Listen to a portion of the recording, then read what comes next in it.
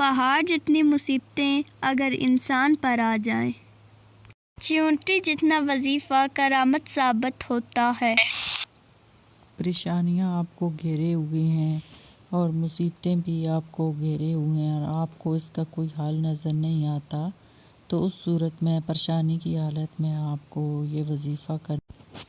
وظیفہ کرنا چاہیے اور اللہ پاک سے دعا کرنا چاہیے۔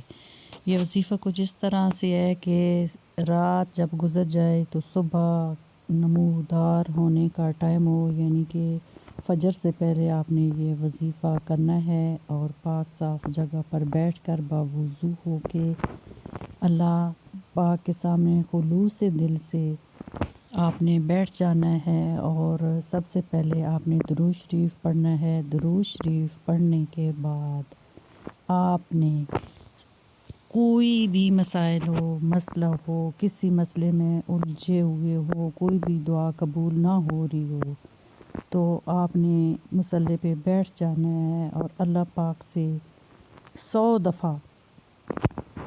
اول و آخر آپ نے 7 مرتبہ درود ابراہیم پڑھنا ہے اور 100 دفعہ آپ نے یا صبورو یا صبورو یا صبورو پڑھنا ہے۔ اور 100 دفعہ جب یہ تعداد پوری ہو جائے تو اللہ پاک سے دعا کریں تو انشاءاللہ العزیز آپ کی دعا اللہ کے بارگاہ میں قبول ہوگی، کیونکہ اس سے کسی بھی قسم کی مشکل ہو، مسائل مصیبت سے نجات کے لیے نماز فجر سے پہلے یا صبورو 100 بار پڑھ کر دعا کریں تو انشاءاللہ العزیز اللہ پاک کی بارگاہ میں